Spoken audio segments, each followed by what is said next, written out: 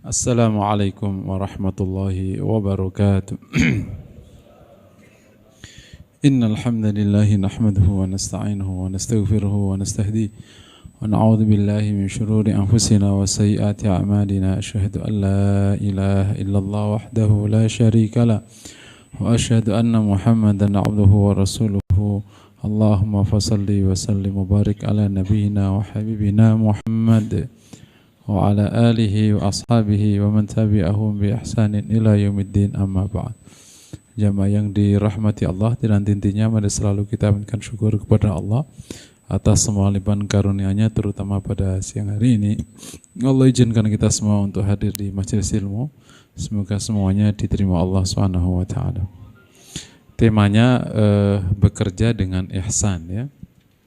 Salah satu kualitas tertinggi yang diistilahkan oleh agama dalam hal hidup dan di dalamnya ada bekerja, itu kata ihsan di surat Al-Mulk ayat 2. Alladzi khalaqal mauta wal hayata liyabluwakum ayyukum ahsanu amala. Ia yang menciptakan hidup dan mati untuk menguji kalian mana yang paling ihsan amalnya.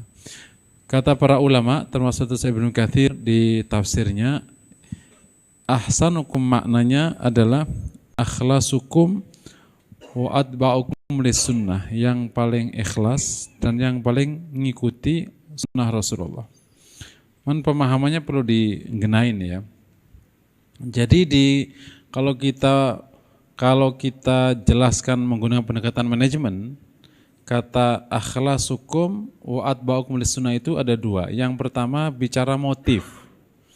Jadi bekerja dengan ihsan itu pertama bicara dengan motif. Motifnya apa? Yang kedua bicara prosedur atau proses.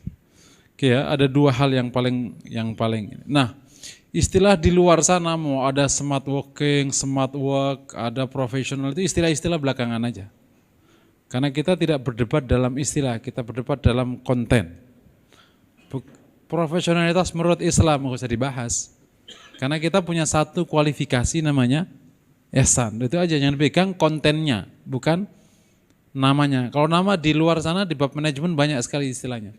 Ada etos, ada etika kerja, ada profesionalitas, ada macam-macam istilah lah, namanya juga istilah.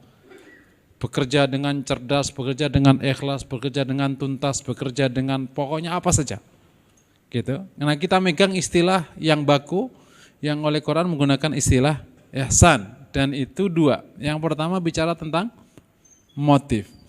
Jadi kita ini kerja profesional, etos tinggi apapun namanya, ya tadi. Yang pertamanya harus dipastikan itu motifnya apa. Dan ini menarik. Kita tidak akan pernah mendapatkan achievement yang tinggi kalau motifnya rendah, betul ya? Karena kemampuan kita itu sebenarnya diberikan oleh Allah besar sekali. Otak saja misalnya nih, otak nih, itu isinya kan 200 miliar sel otak. Kalau nggak percaya hitung aja sendiri itu. Sebagian profesor mengatakan 1 triliun sel otak. Yang dipakai baru 1%. Rata-rata orang menggunakan kemampuan otaknya 1%. Kalau dokter di Jepang itu 2,5%. Orang yang paling hebat menggunakan otaknya 5%. Ya, karena hebat karena penelitiannya dari barat, ya berarti yang paling hebat namanya Thomas Alva Edison. Kalau yang meneliti orang timur ya pasti bukan dia namanya. Ya karena kita nggak punya penelitian bab itu. Jadi kalau ada nama Thomas Alva Edison yang hebat, ya karena yang meneliti mereka. Kalau meneliti kita juga nanti namanya lain, Sukijo kayak siapa aja boleh cerdas. Kemampuan ini bisa tergunakan dengan baik kalau motifnya tinggi. Ibarat gini, mobil itu punya kemampuan kecepatan 300 km per jam, mobil balap ya. Tapi oleh penggunanya saat pagi itu mengatakan aku mau nyantai aja. Toh enggak balapan, nyantai aja. Aku pacu 10 km per jam. Kira-kira karena dia sudah punya niatnya, aku nyantai aja. Dipacu kencang atau dibiarkan nyantai aja? Demikianlah otak kita ini nggak akan digunakan kalau motifnya ya pokoknya aku nih yang penting nyukupin anak istri, udah ya udah dapatnya segitu. Aku sekolah, tujuan aku dapat kerja mapan. Mapan itu urusannya 3. Punya rumah besar, mobil CC besar, istri besar. Nah kan gitu toh? Ya udah. Tapi kalau antum motifnya seperti mengikuti Rasulullah, saya tidak akan tinggalkan agama ini sampai Allah menangkan agamanya. Kau akan besar kemampuanmu keluar. Gitu. Karena konteks kerja dalam Islam itu bukan hanya kerja cari nafkah. Ini salah satu hal yang harus direduksi dengan baik atau terjadi reduksi yang luar biasa. Kerja maknanya kerja nyari nafkah. Padahal kerja non nafkah itu besar, banyak sekali. Kerja dakwah, kerja sosial, kerja perubahan. Siapa yang nanggung kalau bukan kaum muslimin?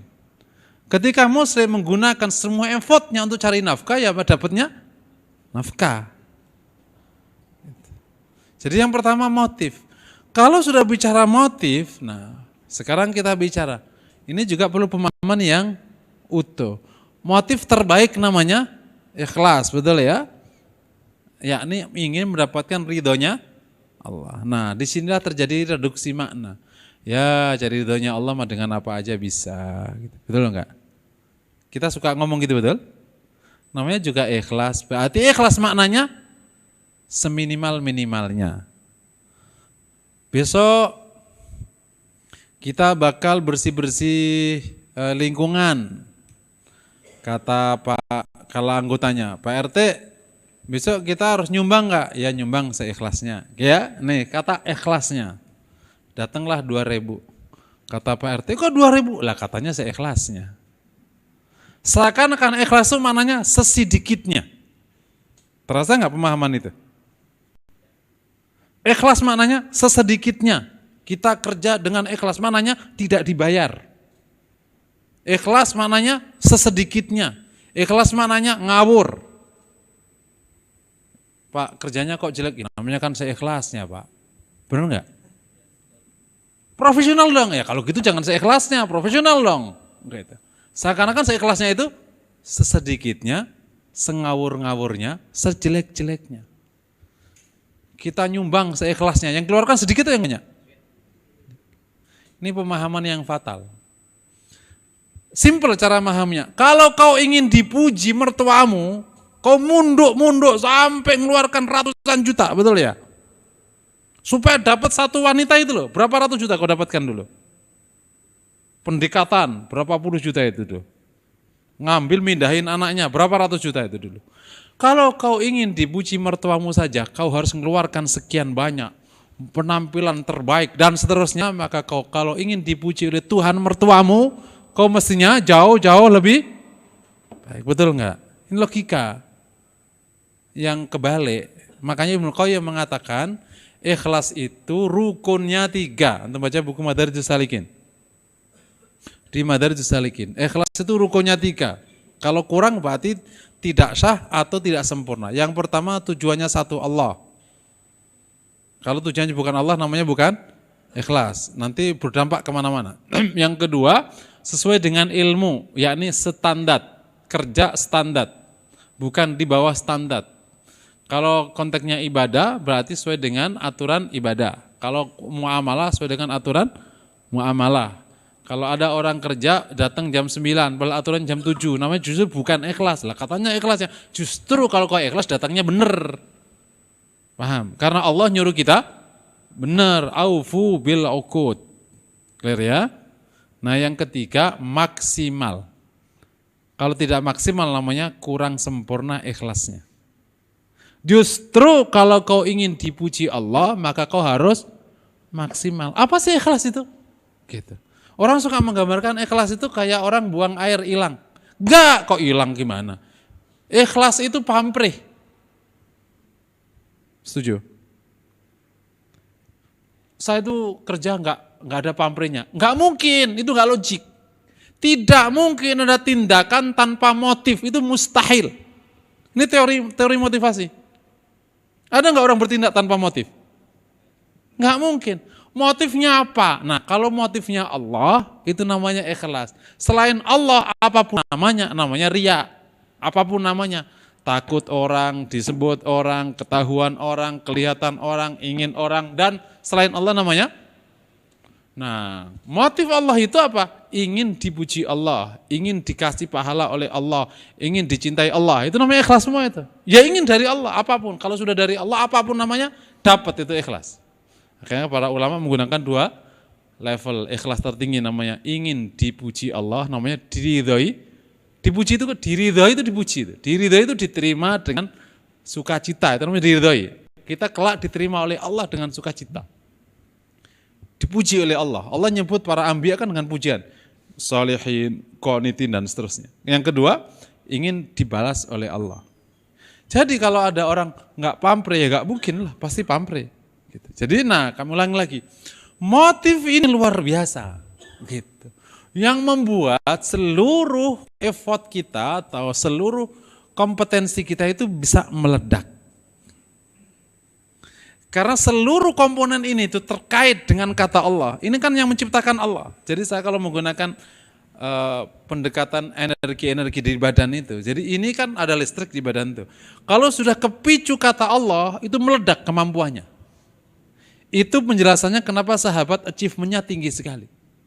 Karena dia datang pergi untuk Allah. Antum nggak pernah bisa jelaskan pakai logika biasa.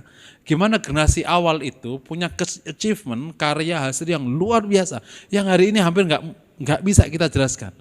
Contoh gini ya, 10 tahun para sahabat bersama Rasulullah SAW, itu perangnya sekitar 54 kali. Betul ya? Kalau kita bagi rata, perangnya dimulai kan tahun kedua. Kita bagi rata 9 bulan, 9 tahun, itu per 2 bulan perang. Oke, per 2 bulan perang. Pertanyaannya, kapan nyari nafkah? Waktu dia pergi perang, itu minimal ada 4 uang yang harus ia kumpul. Yang pertama, uang untuk dirinya waktu jalan ke perang. Yang kedua, uang untuk keluarganya pesangon. Yang ketiga, jadi uang yang dipakai dirinya, uang yang dipakai untuk keluarganya. Terus uang yang waktu dia bekerja ya, waktu dia bekerja di luar waktu perang, jadi bekerja untuk waktu dia bekerja. Yang kedua untuk keluarganya. Terus waktu nanti untuk perang, dan bisa jadi berikutnya harus ada sesuatu yang disetorkan ke negara supaya dipakai untuk orang-orang yang tidak mampu perang. 4 dia harus kumpulin. Sementara kerjanya hanya 6 bulan kalau kita buat average ya. Karena kan setahun 6 kali, berarti kan kerjanya hanya 6 bulan. Kan ya? 54 dibagi 9, ketemunya itu setiap tahun sekitar 6 kali. Nah, kalau kerjanya cuma 6 bulan, berarti dia effortnya 3-4 kali lipat.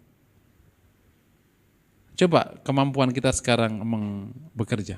Kita kerja berjam-jam, hampir 18 jam. Hasilnya 1 istri 2 anak, betul nggak? Hasilnya itu mempertahankan 1 istri sama 2 anak, betul? Nggak ada capaian lain kan?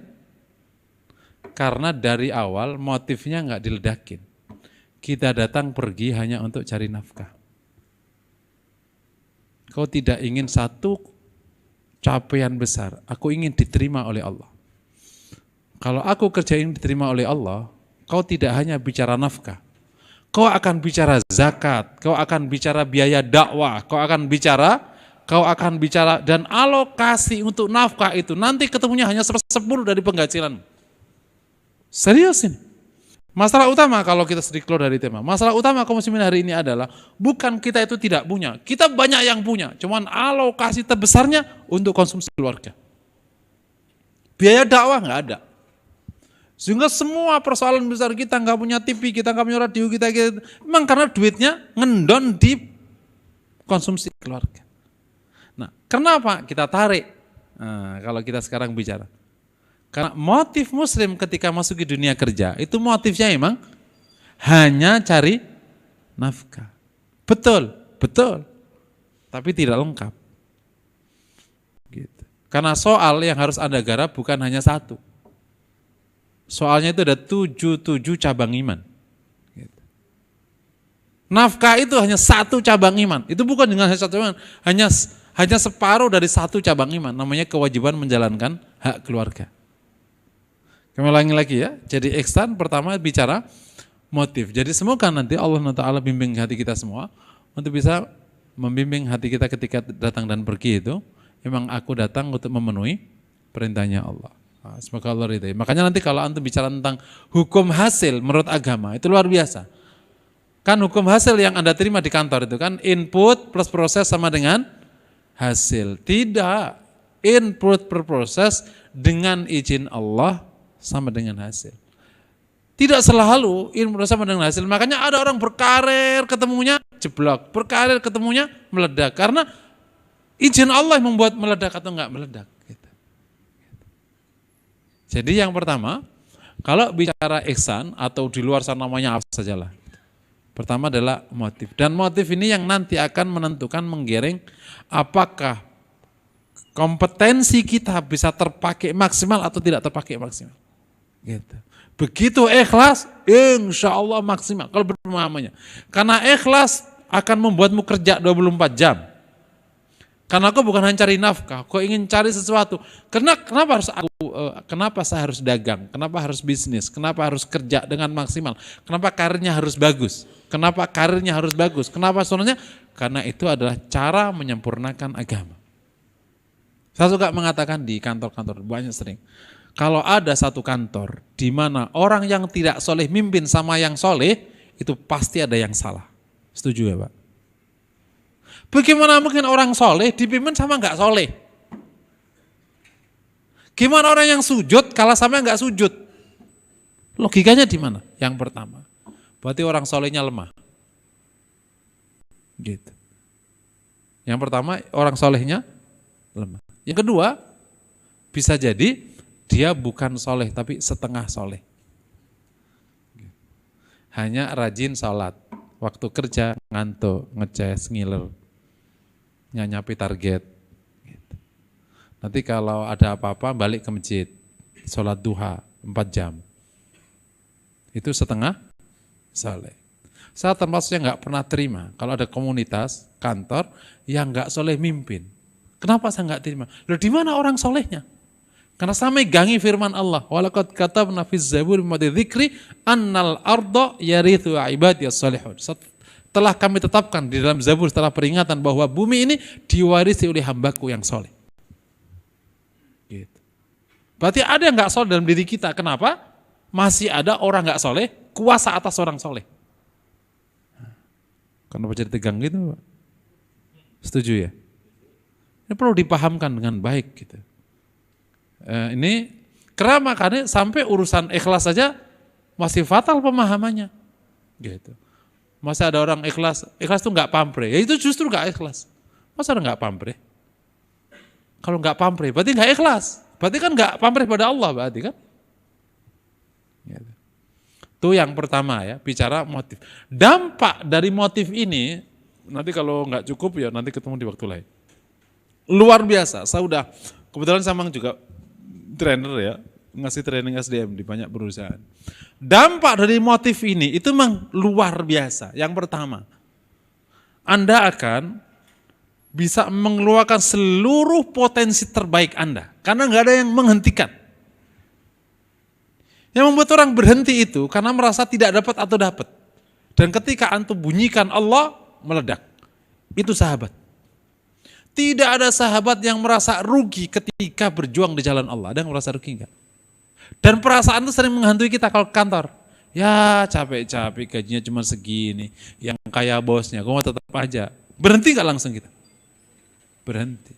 Ya capek-capek ngurusin istri. Mau gitu mulu, aku kerja duitnya situ, enggak boleh megang duit. Karena kita enggak ikhlas dalam menikah. Gitu. Yang kerja saya yang megang dia, enak aja. Betul Bu? Yang kerja suami yang gajian siapa? Gitu. Yang kerja suami yang gajian istri, the power of mak-mak. Gitu. Sen kanan terus nggak apa-apa karena yang dari motor mak-mak. Gitu. Jadi kompetensi bisa kepake full. Jadi sebenarnya perkara achievement itu kalau pakai teori simpel ini tergantung yang kau pakai berapa kemampuan begitu aja. Sama dengan kecerdasan bagi teman-teman yang sekarang sekolah. Cerdas enggak cerdas itu teorinya cuma simpel. Otakmu yang kepake berapa? Kalau dengan bahasa lain, yang kesambung antar sel otak itu berapa gitu aja. Yang kesambung banyak berarti kau pintar, cerdas. Dan cara nyambungnya pakai ibadah, pakai tilawah, pakai zikir itu nyambung. Cara mutusnya stres, narkoba, handphone tuh mutus. Makanya yang suka narkoba, suka handphone dia pelupa. Karena itu mutus sel. Gitu. Sudah ada penelitiannya. Gitu. Jadi makanya kenapa orang kalau hafal Quran cepat, karena itu nyambung otak, nyambungin sel. Jadi itu pertama, kita akan mendapatkan satu proses peledakan kompetensi yang luar biasa. Nah, kalau dalam bahasa agama suka disebut dengan barokah dari Allah atau pemberian Allah gitu. Padahal fattaqullaha wa yu'allimukumullah. Yang kedua, kau akan merasa nyaman sepanjang proses bekerja. Dan itu penting. Karena begitu gak nyaman, itu separuh kemampuan pergi. Gitu. Hebat bukan sekedar kau mencapai hasil, tapi kau bisa melewati masa sulit untuk mencapai hasil. Karena tidak ada jalan menuju hasil itu pakai karpet merah. Itu adanya cuma di sinetron. Jalan menuju hasil itu pasti akan ada onak dan duri, ada tantangan. Nah, orang ikhlas itu bisa melewati masa itu dengan damai, dengan tenang. Saya mau tanya, apakah pernah para sahabat ngeluh? Ya Rasul, gitu, berat kali ya hikit kau. Setiap hari perang, kapan nih menang? Gitu. Ada nggak mau nggak gitu nggak? Dia menikmati proses, gitu. Ikhlas itu membuatmu menikmati proses. Dan menikmati proses, cara terbaik membuat Anda berproses. Gitu. Kalau Anda berproses, nggak pernah berhenti, capai hasil nggak? Tapi kalau Anda tidak menikmati proses, maka peluang untuk berhenti. Kalau berhenti berarti tidak capai hasil. Sementara kemampuanmu meledak, sementara kamu menikmati proses. Keren nggak? Siang malam kerjanya. Dan kita nggak merasa berdosa. Lain kalau motifnya profan. Itu makanya disebut sabili syaitan oleh Rasulullah. Mangkana kerja lewalidin sagir fi sabilillah, yang kerja untuk memberikan nafkah kepada anak yang kecil fi sabilillah, tapi mangkana kerja lil iftikhar, untuk bangga-banggaan fi sabilil syaitan. Malam-malam kerja nyari duit untuk supaya nanti nyaingin mobil sebelah rumahnya. Ya panaslah kepalamu. Tapi kau kerja malam, kenapa kau lembur? Misalnya lembur ya, meskipun tidak disarankan. Karena saya harus penuhi biaya untuk bangun pondok, Ustaz. Oh, keren gak? Gitu. Muslim datang itu bukan untuk dirinya. Ini juga rumus harus dipahami. Ingat, Muslim itu dicipta oleh Allah bukan untuk dirinya. Setuju? Halo? Karena Allah berfirman, kuntum khaira ummatin ukhrijat linnas ta'muruna bil ma'ruf wa tanhauna 'anil munkar wa tu'minuna billah. Kalian sebaik-baik umat yang dikeluarkan untuk manusia. Kerjamu amar ma'ruf nahi munkar dan beriman kepada Allah. Pertanyaannya, apakah engkau bisa amar ma'ruf sementara kau lemah? Apakah bisa amar sementara kau miskin? Apakah bisa amar ma'ruf sementara kau tidak punya? Sementara karirmu jeblok, sementara mukamu staf sepanjang masa, bisa minta maaf?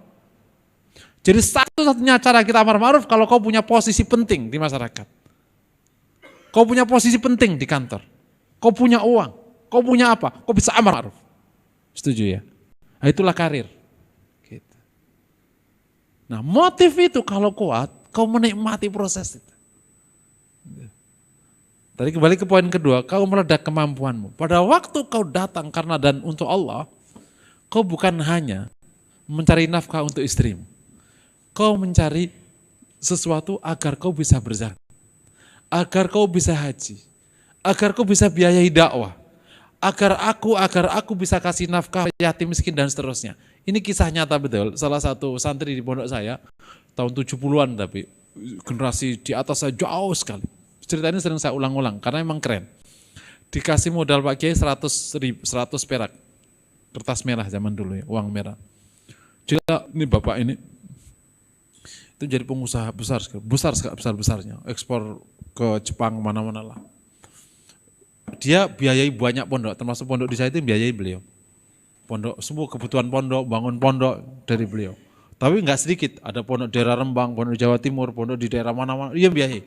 Dia punya yatim piatu, dia punya pegawai ribuan dan seterusnya, terus punya beberapa katakan kiai itu juga dikafalai sama beliau. Datanglah teman seangkatan ke Pak Kiai. Pak Kiai nggak usah dimodalin kita. Kayak Mas itu sampai wah, sukses lah. Kata Pak Kiai gini, ya kamu jangan iri sama temenmu itu. Temenmu itu sekarang tanggung jawabnya besar. Biayai berapa pondok, termasuk pondokmu ini. Terus biayai berapa pegawai, biayai berapa, tadi ada yatim, ada banyak sekali biayai. Maka Allah kasih besar. Lah kamu ini biayai 1 istri 2 anak, ya dapatnya segitu. Paham maksud saya? Motif ikhlas itu membuat kau akan menggarap semua hal yang membuat Allah ridho padamu. Gitu. Dan semua yang membuat Allah ridho padamu itu bukan hanya ngurus istri dan anak-anak. Kau harus urus agama Allah. Kau harus urus tegaknya agama. Kau harus urus zakatmu. Kau urus hajimu. Kau urus dan itu enggak sedikit biayanya. Makanya perlu karir yang benar, perlu bisnis yang besar supaya bisa biayai itu semua. Separuh cabang iman itu 77 itu semua butuh dana. Kalau kita ingin berbuat baik sama orang tua, bisa pakai senyum doang enggak kira-kira? Waalaikum, Beh, saya datang. Oh iya, bagus. Kalau ngebawa bagus enggak? Kalau kita ingin berbuat baik sama orang miskin, ya orang miskin, aku nggak bisa sedekah senyum. Iya Ustadz, ya saya sih senang Ustadz senyum. Tapi lapar nih nggak bisa kenyang oleh senyum, betul? Gitu. Emang sedekah, senyum itu sedekah, tapi nggak buat kenyang. Sedekah tetap, tapi nggak buat kenyang. Dia butuhnya kenyang. Dan lain sebagainya. Ya, engkau akan menikmati proses. Yang ketiga, nah dengan ikhlas itu, engkau akan bisa menerima hasil dengan sukacita. Dulu tahun 80-an, teori motivasi itu berbunyi, jangan pernah cepat puas karena akan berhenti cepat. Teori motivasi yang baru enggak. Nikmatilah hasil setiap sekecil apapun agar engkau bisa mencapai hasil berikutnya. Ada istilah nikmati kemenangan-kemenangan kecil agar engkau bisa mendapatkan kemenangan. Dengan ikhlas kau tidak pernah merasa gagal. Orang kerja ternyata karirnya mentok ya udahlah. Enggak, insya Allah. Karena hal terbaik sudah kau dapatkan namanya pahala dari Allah sebelum gajimu. Kan ini omongan besar ini kan belum tentu hasilnya baik juga kan. Begitu kita ngomong ternyata gagal juga. Usaha gagal, karir mentok gitu. Kita nggak tahu gimana kuasa Allah atas kita, betul ya. Kalau udah memperbaiki tetap aja mentok gitu. Kalau sudah kayak gitu, ikhlaslah yang membuat kau bisa menerima hasil dengan ridho. Raditu billahi. Sehingga nggak terpuruk. Karena satu masalah besar bagi orang untuk mencapai sesuatu adalah dia terjerembab dalam keterpurukan namanya al-qunut atau keputusasaan. Makanya itu diharamkan oleh agama. La taqnatu mir rahmatillah. Wa yakunu rahmatillah qaumul kafirun. Siapa yang putus rahmat Allah kecuali orang kafir. Nah, dengan ikhlas, clear, kita akan terima hasil. Gitu. Alhamdulillah, istri gitu bentuknya, nggak usah disesali. Nah, kita menerima hasil. Alhamdulillah, sampai umur 40 karirku segini. Alhamdulillah. Kita perbaiki lagi. Kita perbaiki. Bekerja terus nggak jadinya? Terus. Tapi kemampuannya berhenti nggak? Enggak. Bekerja terus, tapi kemampuan terus. Karena harus ini, masih harus ini. Nanti dengan izin Allah pada waktunya, Allah akan kasih. Nah, oke ya. Jadi kamu ulangi lagi, ihsan itu pertama bicara motif. Yang kedua bicara prosedur atau proses. Dan tidak ada prosedur yang lebih baik daripada yang dicontohkan baginda Nabi SAW. Gitu. Tidak ada satu proses yang lebih baik daripada yang dikerjakan Rasulullah. Saya sudah banyak penelitiannya.